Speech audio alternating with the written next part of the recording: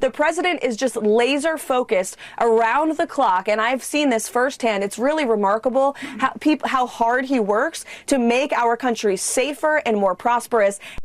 White House Press Secretary Carolyn Leavitt just finished what might be her final, most desperate spin attempt of the year on Fox News, trying to reframe Donald Trump's disastrous first year back in office. And yes, we need to talk about it. But before we do, if you end up enjoying this video and want to support the channel, make sure to hit the like button, subscribe, and turn on notifications before you go. Now let's be clear about where things stand. Donald Trump is ending the year historically unpopular. According to every major polling average, he is the most unpopular president at this point in a term in the entire history of American presidential polling. He's underwater on every major issue, including the two areas that powered his return to office in the first place: the economy and immigration. And as we head toward 2026, all signs are pointing to a growing backlash that looks increasingly like a blue wave midterm. So naturally, Carolyn Leavitt is back on Fox News, giving it everything she's got, but it didn't quite land. Especially when she opened by floating the idea that Trump plans to use 2026 as an opportunity to politically target, investigate, and punish blue states. Are other states on your radar? There's been a lot of rumblings about similar things happening in other states, Ohio also being mentioned. What's next, and what other states are you going to be looking at shortly? Oh, yes. Right now, Minnesota is at the top of the list, but we know there has been massive fraud in blue states across this country. Look at California, look at New York. These states will all be under investigation and consideration as far as this administration is concerned. I want to pause right there because this part really matters. Notice how Tomi Lahren, the MAGA Fox News host who was setting her up, specifically mentioned Ohio. Ohio is a reddish-purple state, arguably much more red than blue. She then pivoted to Minnesota, talking about fraud there and calling it atrocious. And to be clear, the fraud involving Minnesota childcare funds was objectively bad and should be investigated. But here's the key point MAGA keeps leaving out.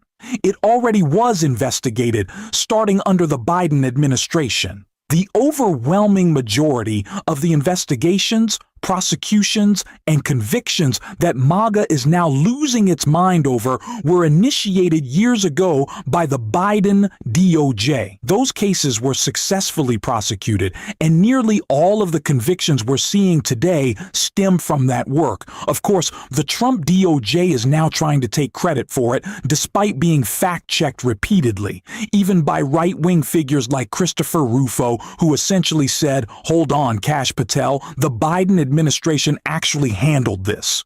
What are you even talking about? So yes, set aside for a moment that the Minnesota fraud was real, serious, and deserved scrutiny at the local, state, and federal levels. Tomi Lahren then asked, okay, what about Ohio? There are strong suspicions of fraud there too. And Carolyn Leavitt's response was basically, nope, Ohio is a red state. It's more pro-Trump than Democrat. Therefore, Ohio is off limits. Fraud apparently is only something that exists in blue states.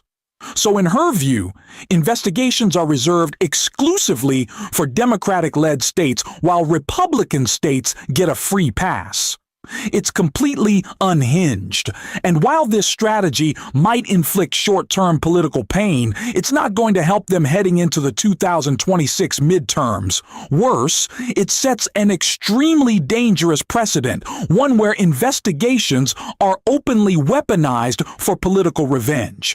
I don't think a future Democratic president should do that, but the precedent they're creating makes it far more likely. And again, just to remind your audience, Cutting waste, fraud, and abuse from the federal bureaucracy is something that this president and administration has been focused on from day one. Look at USAID. It was a corrupt program that this administration shut down at the Department of State to save the American taxpayer money. And so we're not going to stop doing that. And anybody who has been ripping off American taxpayers will be held to the fullest extent of the law as long as this president is in charge. Number one, we simply don't believe that claim because Donald Trump pardons and commutes fraudsters all the time. We've covered it repeatedly. His record of corrupt, self-serving presidential pardons is well documented. Trump has pardoned individuals who personally defrauded people out of billions of dollars, not because justice demanded it, but because they were politically aligned with him or did favors for his allies. So no, Trump does not care about fraud. What he cares about is Minnesota. Because the Biden administration did the overwhelming majority of the work investigating, prosecuting, and convicting those responsible, and because Minnesota is a blue state. That's the real reason. Yes, fraud exists in blue states, but it also exists in red states. The difference is that Trump only pretends to care when it happens in Democratic-led states. So when Carolyn Leavitt says, if you're ripping off the American taxpayer, Donald Trump will hold you accountable, that rings completely hollow. Tomi Lahren literally handed her an example, Ohio, and she dodged it entirely. That tells you everything you need to know.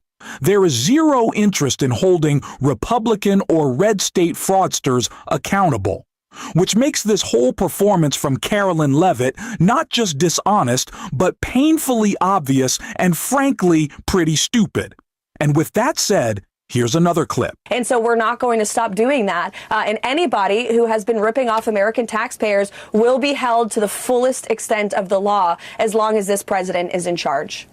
Again, this is simply not true when Donald Trump is pardoning fraudsters left, right, and center, and that's just in his first year. The real question is, what is he going to do with pardons in year two? And that's not even mentioning the fact that one of the largest Medicaid fraud cases in U.S. history is tied to Rick Scott, a Republican senator, top Trump ally, and yes, the guy who kind of looks like Voldemort. So let me be clear. I have no problem with the Trump administration continuing fraud investigations in Minnesota where the Biden administration left off. There should be no rule that says a Republican president can't investigate Democratic criminals. That's not the issue. The issue is that there must also be a responsibility to investigate Republican criminals as well. And this standard applies across the board. President Biden was a Democrat and he investigated Republicans. That's completely fine. But he also investigated Democrats when they committed crimes, which is exactly what accountability is supposed to look like. In fact, according to legal analyst Dan Abrams of Mediaite and News Nation, there were as many, if not more, investigations into Democratic criminals under the Biden administration than Republican ones. That's how bipartisan those investigations actually were. Beyond that, the Biden administration was simply more ethical and morally serious than what we're seeing now. And that level of fairness and accountability is clearly not going to be reciprocated under Donald Trump. Once again, Carolyn Leavitt makes that crystal clear. And with that, here's another clip. The full weight of President Trump's economic agenda, everything that he and his economic team have been doing over the course of the last year is really going to come to fruition this year. And I think you're going to see an economic boom. You're going to continue to see a crackdown on crime in states across the country. The president is just laser focused around the clock. And I've seen this firsthand. It's really remarkable how hard he works to make our country safer and more prosperous. And I think the best is yet to come in 2026. They keep moving the goalposts. On the campaign trail, Trump kept repeating the same promise over and over. Day one, day one, day one. He said costs would be cut immediately and that people would see a dramatic economic shift right away. Now, anyone paying attention knew that was unrealistic, if not impossible. But that's beside the point. Trump is the one who made the promise. He set the standard. He used that claim to win votes. So we are completely justified in holding him to it, and anyone whining about that is being dishonest and frankly deserves to be mocked. First, it was day one. Then it became, okay, give us a month. Within that month, Trump had already started damaging the economy he inherited from Biden. Then the excuse shifted again. Wait until the end of Q1. Then it was the end of Q2.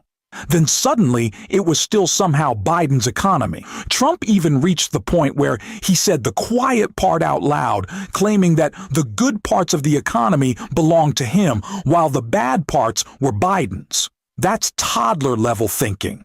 But it's exactly how Trump views the world. Eventually, the promise slipped again. Okay, not 2025. Forget day one. Forget day 364. Now it's maybe Q1 of 2026. Just give us a year. After telling people they'd see results immediately, now they're asking for patience. Maybe things will get better someday. But the American people aren't buying it. Trump is bleeding support on the economy, which used to be his strongest issue. Instead of helping him politically, it's becoming an anchor dragging him down. And honestly, voters have no interest in cutting him any slack, nor should they. Democrats certainly shouldn't encourage it either. Democrats should be relentless in saying one simple truth. Trump promised results on day one. He failed. And voters should hold both him and his party accountable. As we head into the midterms, that message matters because Trump's economic approval is already as bad or worse than Biden's ever was over 4 years, and Trump managed to hit that low point in less than a single year. The full weight of President Trump's economic agenda, everything that he and his economic team have been doing over the course of the last year, is really going to come to fruition this year. And I think you're going to see an economic boom. You're going to continue to see a crackdown on crime in states across the country. The president is just laser focused around the clock, and I've seen this firsthand. It's really remarkable how hard he works to make our country safer and more prosperous, and I think the best is yet to come in 2026. Do you know how desperate she is? Like, listen.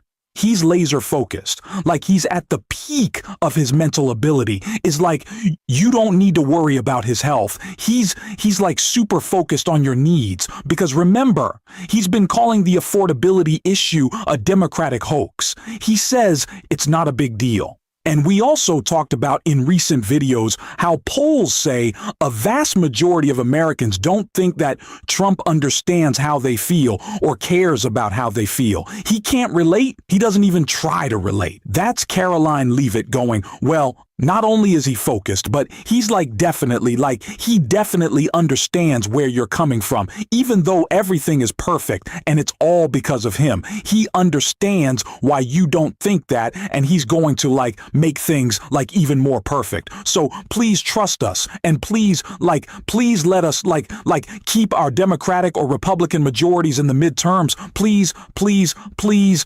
And then Trump does this. Trump's not focused on what you care about. Trump is focused on himself. Trump says construction of his triumphal arch will begin, quote, sometime in the next 2 months. Trump is worried about vanity projects. He says Trump expects to begin construction of the triumphal arch he wants to build in Washington, D.C. to begin sometime in the next year. The arch is one of several building projects Trump has pushed for as the country enters its 250th year. And no doubt it's going to be gold, and it's going to have Trump's name on it. He cares only about himself and aggrandizing himself. He does not care about you. He never has.